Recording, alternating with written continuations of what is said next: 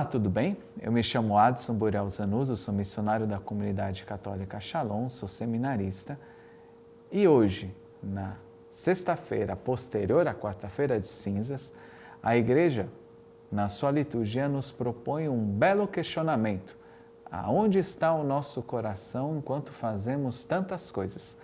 Hoje, principalmente, se colocará aonde está o nosso coração enquanto praticamos o jejum, quando ele é feito e principalmente por qual motivação ele é feito. Mas jamais a gente pode se aproximar da palavra de Deus sem antes suplicar o Espírito Santo, que é o próprio Deus, o amor entre o Pai e o Filho, que vem ao nosso encontro, que nos inspira, nos santifica e nos faz nos aproximar com muito mais beleza, leveza e profundidade da palavra de Deus. Então, junto comigo, rezemos. Em nome do Pai, do Filho e do Espírito Santo. Amém. Vinde, Espírito Santo, enchei os corações dos vossos fiéis e acendei neles o fogo do vosso amor. Enviai, Senhor, o vosso Espírito e tudo será criado e renovareis a face da terra. Oremos, ó Deus, que instruístes os corações dos vossos fiéis com a luz do Espírito Santo, fazei que apreciemos retamente todas as coisas segundo o mesmo Espírito e que gozemos sempre da sua consolação, por Cristo Senhor nosso. Amém. Podemos pegar nossas Bíblias no Evangelho de São Mateus, no capítulo 9, dos versículos 14 e 15, para quem tem o Pão da Vida, na página 70. Pois vamos lá. Por esse tempo, vieram procurá-lo os discípulos de João com esta pergunta: por que razão nós e os fariseus jejuamos, enquanto os teus discípulos não jejuam? Jesus respondeu-lhes: por acaso podem os amigos do noivo estar de luto, enquanto o noivo está com eles? Dias virão, quando o noivo lhes será tirado, então sim jejuarão. São dois versículos tão curtos, mas tão cheios de significado. Temos alguns temas centrais nessa pequena parte do Evangelho. Principal delas, o noivo, em que, claro, que dentro da simbologia aqui o noivo vai representar propriamente a pessoa de Jesus. Nós também temos questionamentos quanto ao que um discípulo deve fazer ou não fazer. E se começa exatamente assim, essa parte do Evangelho, no versículo 14. Por esse tempo, aqui a gente está dentro do Evangelho de Mateus, no capítulo 9, exatamente depois que Jesus cura um paralítico, que foi trazido pelos seus 4 amigos, que desceu do teto, que Jesus perdoa os pecados, e depois, para manifestar que Ele é Deus e no nome do Pai tem o poder de perdoar os pecados, cura aquele paralítico que pega a sua maca e vai-se embora. Depois disso tem o chamado de Mateus, quando Jesus passa por uma banca do cobrador de impostos, olha Mateus e diz: vem e segue-me. E tem um grande momento que é na explosão de alegria de Mateus, de ter encontrado o Salvador, ele dá na sua casa um grande jantar em que tantos, mas absolutamente tantos são convidados, inclusive os fariseus, e ali já se começa uma discussão que os fariseus fazem com os discípulos de Jesus, mas quem é esse que está aqui comendo com os pecadores? Ele sabe quem é essa gente, né? E aí Jesus sai com aquela máxima que são os que estão doentes, que precisam de médicos e que ele veio para os pecadores, não para aqueles que se consideram santos.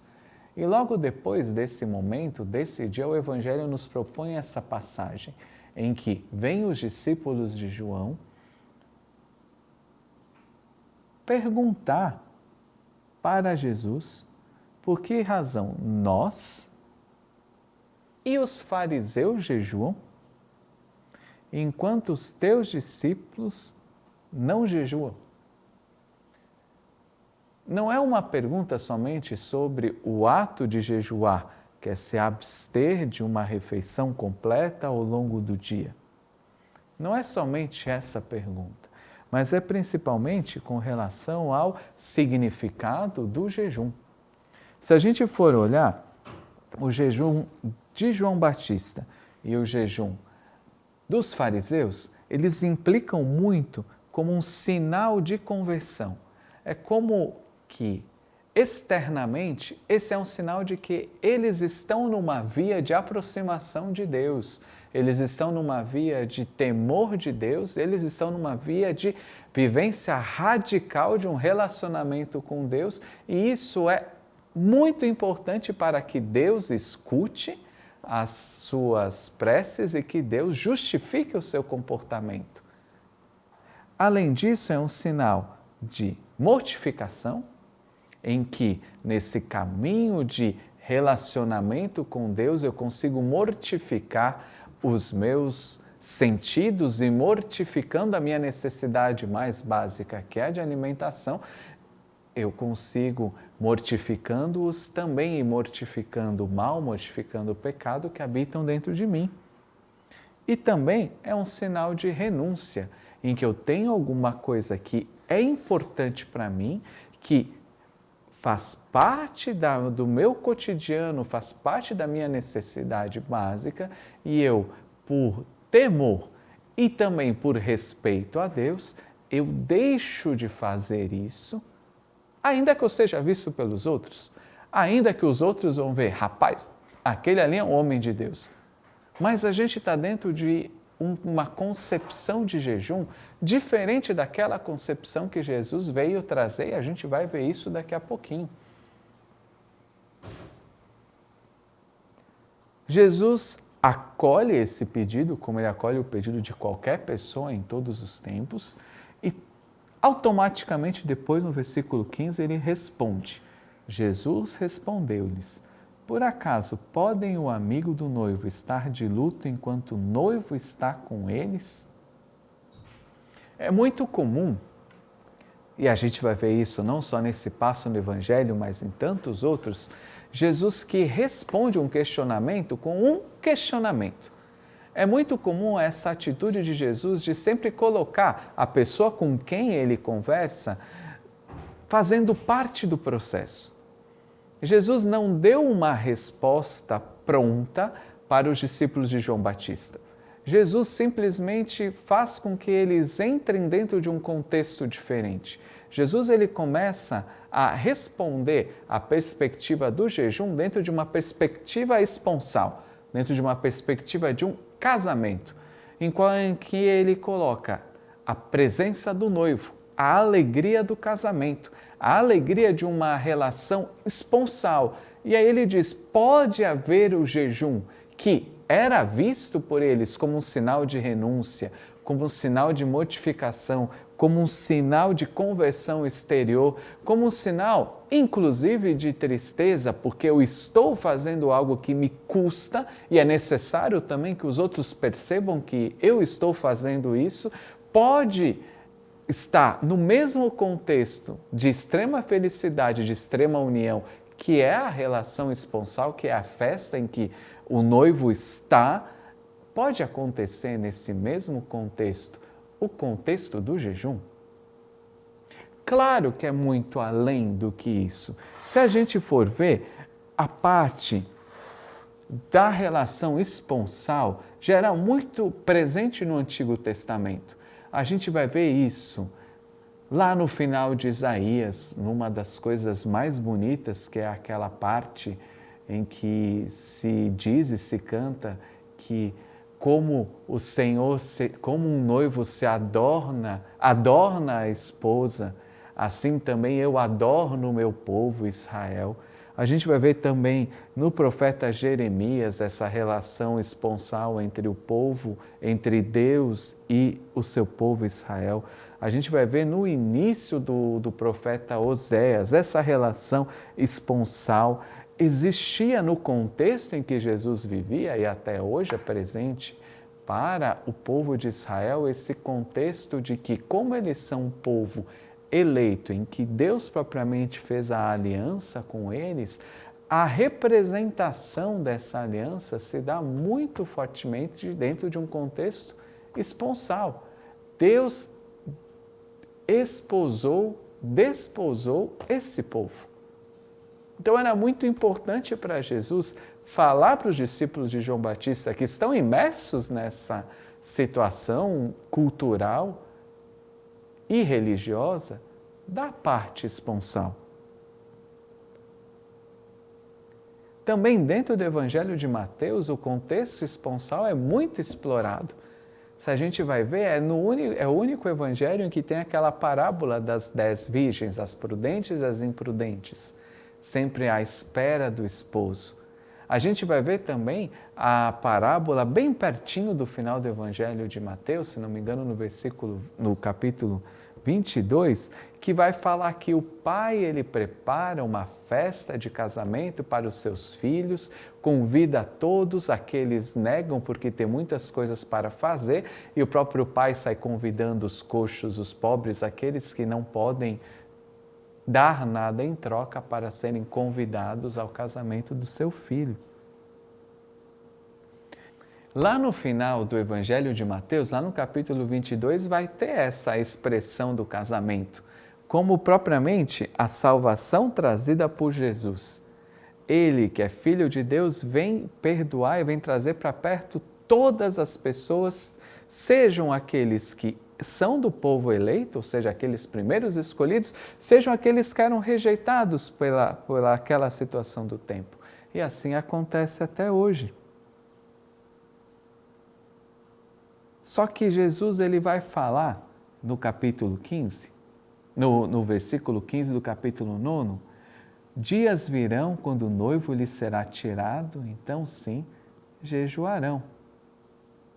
Aqui ele já está anunciando o seu fim terreno, que é a sua crucifixão. Dias virão em que o noivo já não estará fisicamente presente entre nós.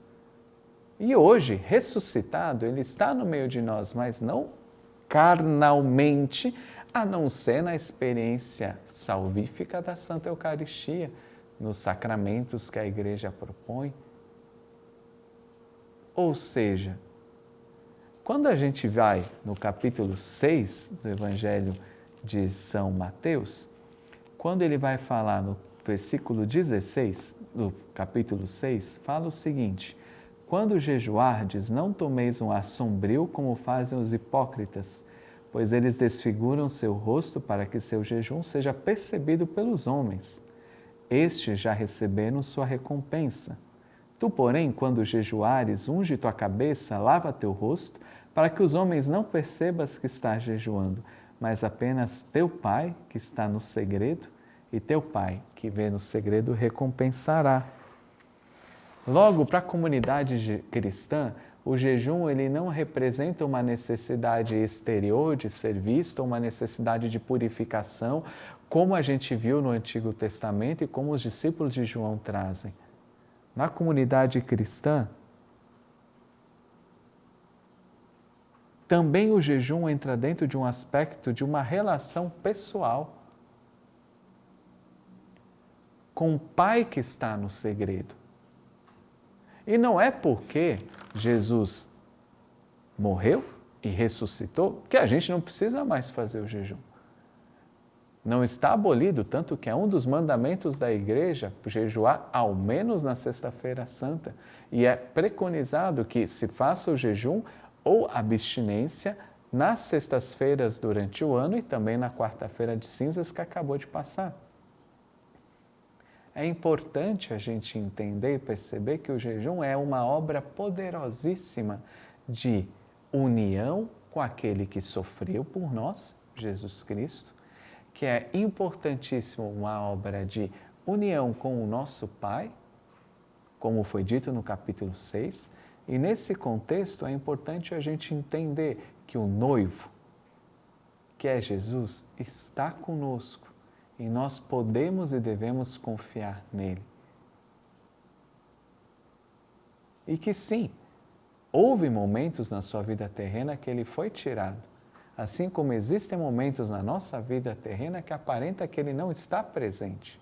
também ali urge jejuar, para percebê-lo presente, para percebê-lo próximo, para percebê-lo junto conosco. Tantos aspectos em tão poucos versículos, que agora nosso Senhor te auxilie na tua oração, para que a gente entenda cada vez mais o significado profundo da nossa vida. Aqui estamos falando de um ato, o jejum, importantíssimo no Antigo Testamento e também no Novo Testamento, mas que muda completamente quando nós percebemos a presença do noivo e quando nós percebemos como um ato interior de união com Jesus para chegar ao Pai e de viver os momentos em que aparentemente Ele não está presente. Muito mais do que uma necessidade de ser visto externamente e de tristeza, como a gente viu no capítulo 6. E como você está vivendo a sua vida, como eu estou vivendo a minha vida, seja no jejum, seja em todos os outros aspectos. Que nosso Senhor nos ajude a bem rezarmos e a bem vivemos essa experiência do jejum, tanto nessa quaresma, quanto em todos os momentos da nossa vida. Deus te abençoe. Shalom.